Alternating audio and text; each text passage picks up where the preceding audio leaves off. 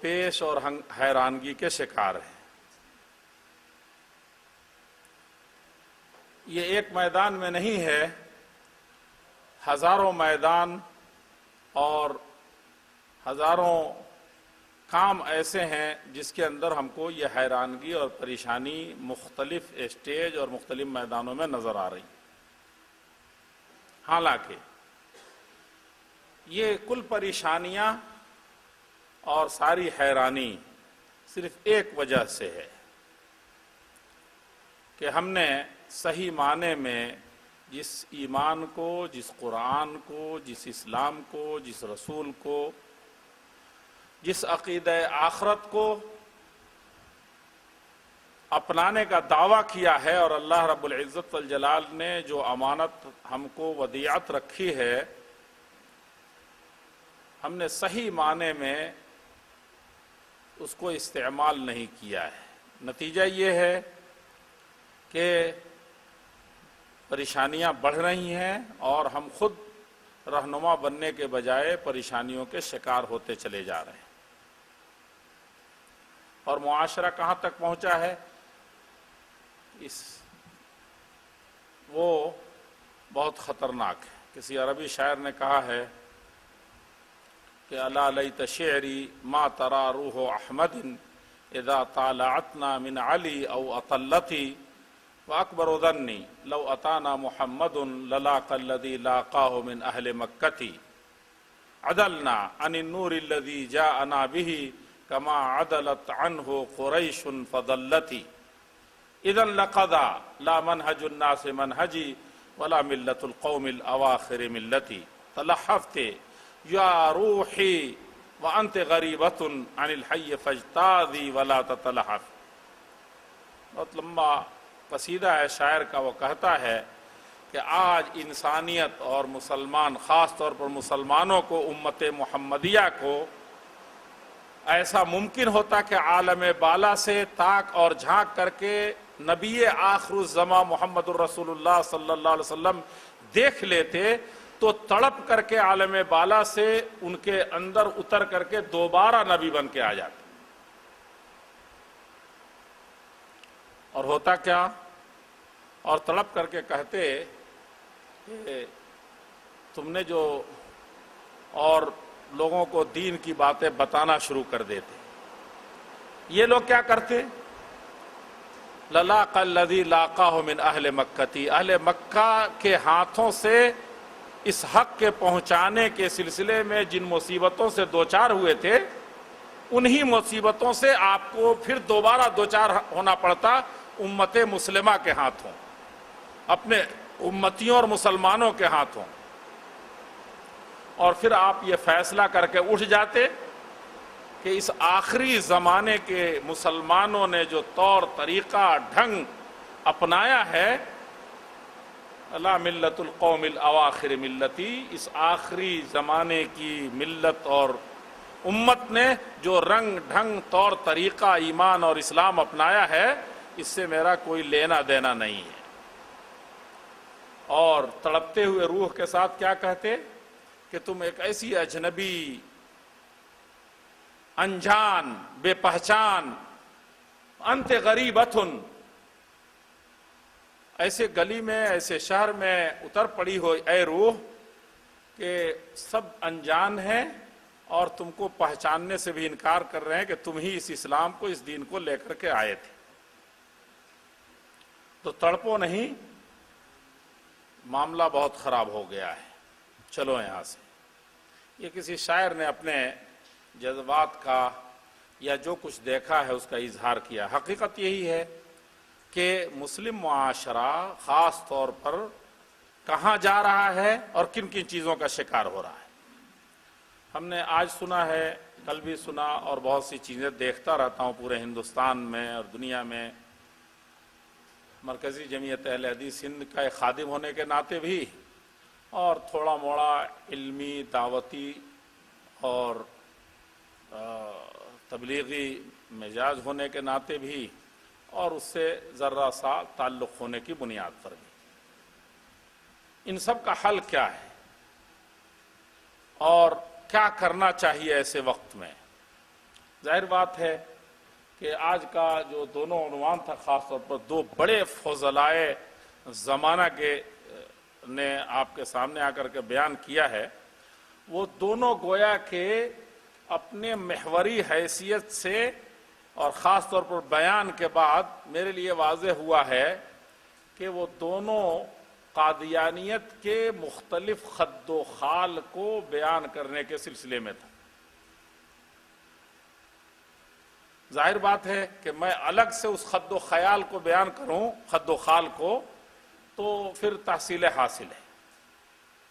آپ نے اس کو بہت غور سے سنا ہے، اور بیچ بیچ میں میرے چند تیلگو بولنے والے بھائیوں نے جو تصویر پیش کی ہے قادیانیت کی، کا ایک دوسرا رخ پیش کیا عملی، وہ بھی خد و خال ہے، اور اسی پر شاید ہم چاہتے تھے کہ اس خد و خال پر زیادہ تبصرہ کریں، زیادہ غور کریں، اپنے ایمان کو مہمیز دیں، اور صحیح معنی میں خود ہم پہلے مسلمان بنیں، کیونکہ قادیانیت کا وہ چہرہ خد و خال کا رہتے کہ اس کا گال بھی بیان کریں اور اس کی کھال بھی بیان کریں، یہی مجھے کہا گیا تھا۔ تو یہ خد و خال تو آپ نے دیکھا کہ ایک آدمی جو خاندانی اعتبار سے 100-150 سال پہلے خاندانی اعتبار سے کوئی حیثیت نہیں رکھتا تھا، اور جو بھی حیثیت تھی وہ دوسروں کی غلامی کی تھی، اور وہ بھی روئے زمین کی سب سے بدترین مخلوق انگریزوں کی۔ کہ دنیا میں جو تباہی، بربادی، جو کچھ ہوا، یعنی انبیاء کے قاتلین سے، جنہوں نے سب سے پہلے اپنے پیارے نبی کے قاتلوں سے سب سے پہلے ہاتھ ملایا دنیا داری کے لیے، وہ انگریز تھے۔ ان کا پروردہ ہے، اور خود اعتراف نہیں ہے، فخر ہے، اعجاز ہے، سب کچھ ہے۔ اور میرے خیال سے پیدائش 1839 اور کچھ لوگوں نے 40 لکھا ہے مرزا صاحب کی، اس وقت سے جو اپنی زندگی شروع کی ہے لوگوں کے سامنے ہے۔ اور مولانا ثناء اللہ امرتسری رحمۃ اللہ علیہ جو فاتح قادیان تھے، کاش کہ فاتح قادیان کہتے ہوئے کبھی کبھی شرم آتی ہے کہ حقیقت میں فاتح قادیان تھے، لیکن جو ذخیرہ چھوڑا، جو عظیم تاریخ چھوڑی، قادیانیت کو اس کے قبرستان تک پہنچایا، اور اس نے ایسی ایسی جھنجھلاہٹ اور یہ میں بد دعائیں دی، اور زج کرنے کے جو آخری الفاظ تھے اپنے بارے میں لکھا کہ اس نے کہیں کا نہیں چھوڑا۔ اس کے ماننے والے اور اس کو جاننے والے، اس کی طرف نسبت کرنے والے اہل حدیثوں کا حال یہ ہے کہ خود ان کے یہاں، ان کے محلوں میں یا ان کے ہوتے ہوئے بھی قادیانیت پھیل رہی ہے۔ اس لیے میں نے کہا کہ شرم آتی ہے۔ مجھے دو باتیں کبھی نہیں بھولتی، ذرا یاد رکھنے کی ضرورت ہے میرے بھائیوں، دوستوں، بزرگوں، اور جن کو اللہ رب العزت والجلال نے تھوڑا سا ہوش دیا اپنے دین اور ایمان کے سلسلے میں۔ ایک موقع سے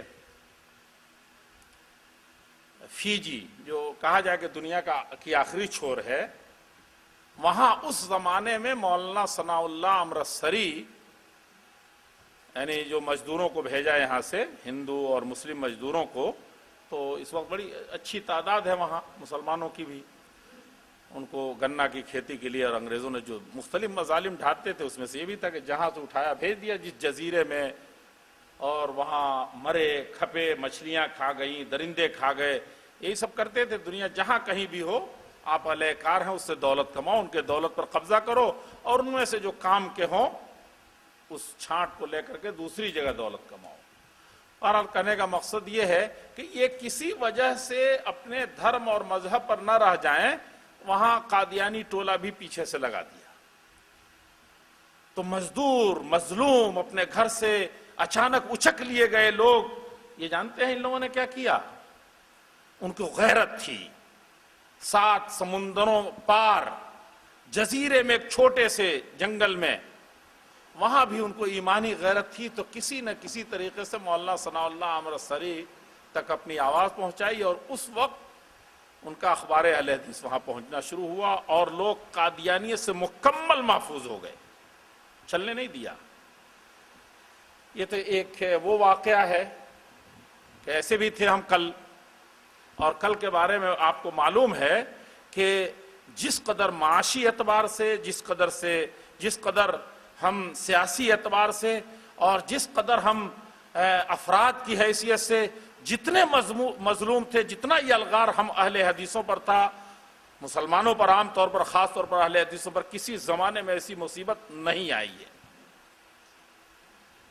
ان حالات میں یہ حال تھا کہ فیجی میں ان کا پرچہ پہنچا اور قادیانیت کا یلغار رک گیا۔ دوسرا یہ تھا کہ ابھی جے پور میں فقہ اکیڈمی جو حنفی لوگوں کا ہے، عالمی، دیکھیے وہ بھی ایک عالمی ادارہ بنا لیا، وہاں میں تھا، تو جب میرا نام کسی اسٹیج پر سنا، آج سے میں بنارس میں اس وقت تھا، تو جامعہ سلفیہ کا نام سنا تو ایک صاحب آئے برطانیہ کے تھے، انہوں نے کہا کہ اب تک میں یہی سنتا تھا کہ سب سے زیادہ قربانی قادیانیت کو، اس جھوٹے نبی کو واضح کرنے میں اور لوگوں کو اس فتنے سے بچانے میں، ایمان کے غارت کرنے، سب سے زیادہ قربانی مولانا ثناء اللہ امرتسری کی ہے۔ لیکن ابھی میں نے ایک مضمون پڑھا ہے، میں حنفی ہوں، سب کچھ ہوں، ان کے بارے میں یہ ہے کہ اس نے قادیانیت کے بارے میں جو کچھ کیا تھوڑا موڑا تھا، کوئی خاص بات نہیں تھی، پوری زندگی اس نے قادیانیوں کو کافر نہیں مانا، تو اندر سے پتہ نہیں کیا مسئلہ تھا۔ تو دیکھیے ایک شوشہ یہ بھی ہے، برطانیہ کے جس مرکز کا ذکر مولانا نے فرمایا ہے، تل ابیب کا جو فرمایا ہے، فرانس کا فرمایا ہے، یورپ میں جو اس کے بڑے مراکز ہیں، وہ آندھیاں چل رہی ہیں۔ میں یہ کہتا ہوں میرے بزرگوں، میرے بھائیوں، میرے دوستوں، کہ باطل ہے ابھی بہت کم ہے، وسائل کا کوئی مسئلہ نہیں ہے، وسائل کل کوئی کچھ وسیلہ تھا ہی نہیں ہمارے پاس، کوئی ذریعہ نہیں تھا، سب سے مظلوم تھے، ہم گھر سے نکل بھی نہیں سکتے تھے۔ اہل حدیث ہونے کے معنی، وہابی ہونے کے معنی یہ ہے کہ آپ سلاخوں کے پیچھے ہوں اور کالا پانی بھیج دیے جائیں، یہ تھا۔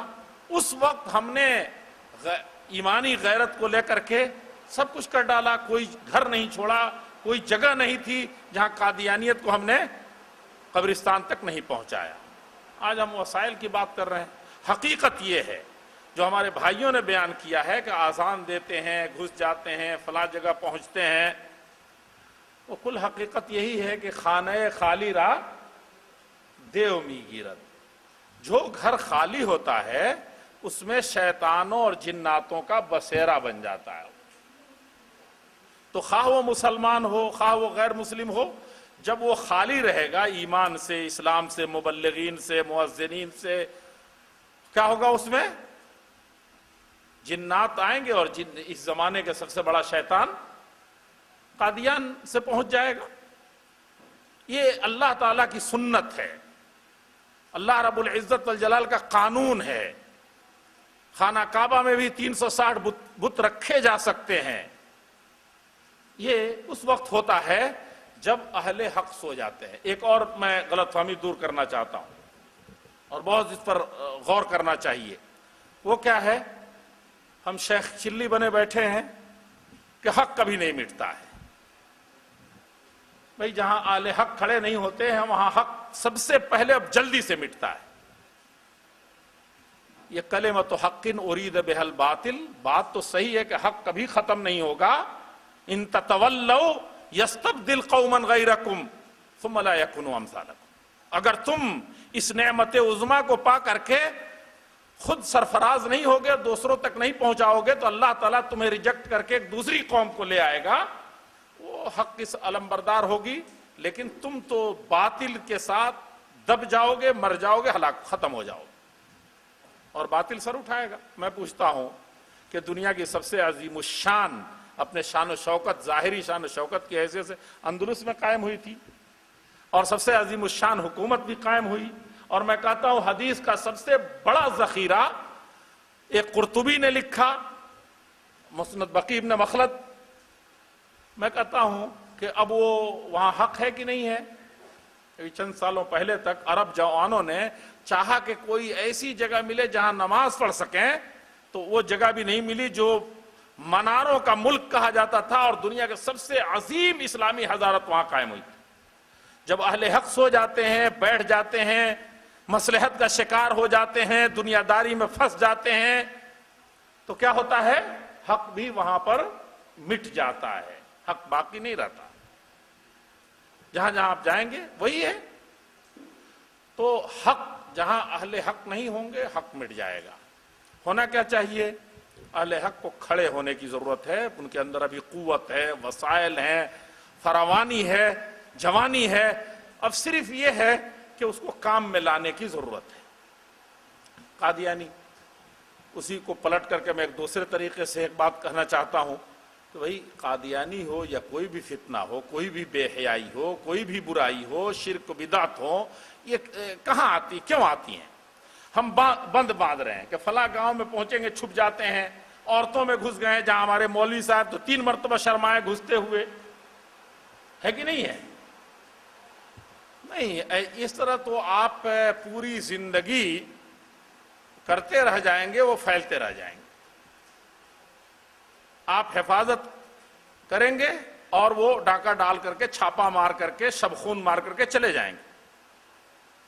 ہوتا کیا ہے کہ آپ اب بند مت باندھیے، ڈھونڈیے نہیں، کوئی جگہ ایسی چھوڑیے ہی نہیں جہاں وہ گھس سکے۔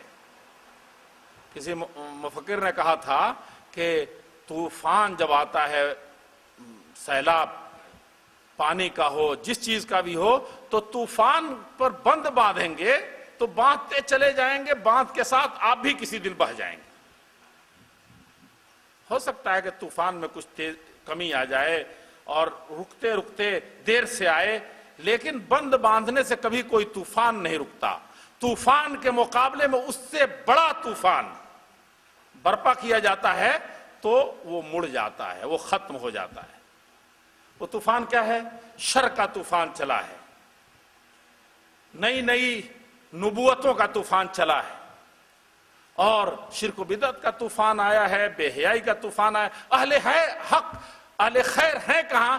جن کے پاس خیر پہلے سے تیار ہے اور وہ ایک طوفان نہیں لا رہے ہیں، اس کے اندر حرکت نہیں پیدا کر رہے ہیں، اور وہ ایک چیز پیدا کرتا ہے، اس میں حرکت پیدا کرتا ہے، طوفان کی شکل اختیار کرتا ہے، اس یلغار میں ہم کو بہا لے جاتا ہے۔ ہم بیٹھ کر کے کہیں کہیں اس طرح کے جلسے کرتے ہیں، اور مرثیہ کے حد تک وہ معاملہ بھی ہمارا تھوڑی دیر کے لیے ایمان کو گھرما کر کے چلا جاتا ہے۔ میرے بزرگوں، میرے بھائیوں، میرے ساتھیوں، ہم میں سے ہر ایک آدمی کو ضرورت ہے کہ وہ باطل جس طریقے سے اس کے خد و خال ہیں، کہ کبھی وہ مجدد ہے، کبھی وہ نبی ہے، مسیح موعود ہے، اور کبھی وہ مہدی منتظر ہے، اور پھر وہ نبی ہے، اور کبھی الوہیت کا دعویٰ بھی کرتا ہے، اور سب کچھ۔ ابھی جو بہت فحش قسم کا واقعہ اس کا سنا رہے تھے کہ میں مریم بھی بنا، اور کیا ہوا، وہ قوت مردانگی کے ساتھ اس کے پاس کوئی آیا کہ بیچ سے مسیح موعود پیدا ہو گیا، نعوذ باللہ۔ تو کیا تھا، خود وہاں الوہیت کا دعویٰ بھی تھا، تجزیہ کرنے والوں نے کیا۔ تو یہ اس کے خد و خال ہیں۔ مولانا ثناء اللہ امرتسری رحمۃ اللہ علیہ نے تو ایک موقع سے یہی کہا تھا کہ مناظرہ ہی نہیں ہوا، جب مرزا غلام احمد قادیانی کے سامنے کی بات آئی تو کہا کہ میرے محبوب کے 2 ہی پتے ہیں، یعنی مرزا صاحب کے 2 ہی پتے ہیں، یا 2 ہی خد و خال ہیں، ان کا کل چال اور اخلاق یہی ہے۔ میرے محبوب کے 2 ہی پتے ہیں، زباں پر گالیاں۔ دیکھا نا مولانا 8 صفحے کی سنا رہے تھے، یعنی یہ جب انہوں نے جب ہسٹریائی بات بتائی کہ ہسٹریائی کیفیت مرگی والی کیفیت طاری ہوتی تھی، اور مولانا نے جب 10 صفحے سنائے لعنت لعنت لعنت، تو کسی کو ہسٹریا ہوگا وہی ایسا کہہ سکے گا؟ ارے کبھی 3 مرتبہ بات دہرائی جاتی ہے کہ نہیں؟ برا برا برا 3 مرتبہ، 4 5 کہہ لے گا، لیکن 10 صفحہ لعنت لعنت کسی اپنے مخالف کو لکھتا جائے تو یا تو پاگل ہوگا محض، زباں پر گالیاں، مجنوں سی باتیں۔ مجنوں ایک ہی رٹ لگاتا ہے جب تک کہ وہ مجنوں کے بارے میں کیا کہتے ہیں کہ مجنوں نے ایک مرتبہ دیکھا کہ نجد کی ریت پر لکھے جا رہا ہے، لکھے جا رہا ہے، لکھا جب لوٹا ہے دوسرے دن تو دیکھا کہ تب بھی لکھ رہا ہے بارو پر، تو کہا کہ یہ کیا کر رہے ہو؟ تو کہا کہ بالو پر تمہارے اتنا زیادہ لکھنے کا کیا ہے؟ تو کہا کہ گفت مشق نام لیلا می کنم خاطر خدرہ تسلی می دے ہم۔ کہا کہ لیلا کا نام لکھتا ہوں مٹتا ہے، لکھتا ہوں مٹتا ہے، دل کو کچھ تسلی ہوتی ہے۔ تو اب ایسی وحی آئے کہ 10 صفحہ ایک ہی گالی کو اس طرح سے دہرایا جائے، تو مولانا ثناء اللہ امرتسری نے پورا خط و خال بیان کیا کہ مرزا صاحب کا یہی ہے۔ مرزا صاحب کا مسئلہ نہیں ہے.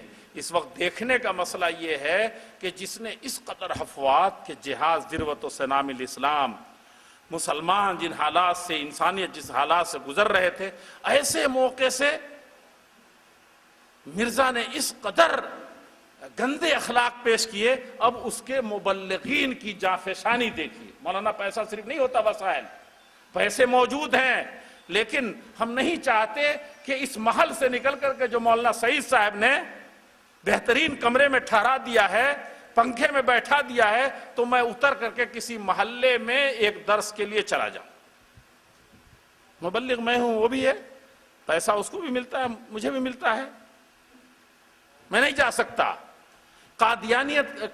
قادیان جانے کے بعد یا ایک تبلیغ سننے کے بعد وہ کیا چیز اس کے اندر پیدا کرتا ہے، کون سا مہمیز ہے، کون سا دین سکھاتا ہے کہ وہ اس دن سے مبلغ بن جاتا ہے. کل ہمارے ہی ساتھ تھا تو انتہائی درجے کا کاہل تھا، دنیا دار تھا، اب اس میں لگا ہوا ہے. میں آپ کا تو ابھی یہاں سابقہ پڑا ہے، ہم لوگوں کا سابقہ اس سے بہت پرانا ہے. ہمارے ایک برادری ہے گدی، خاص طور پر یعنی جو لوگ گوالا ہیں،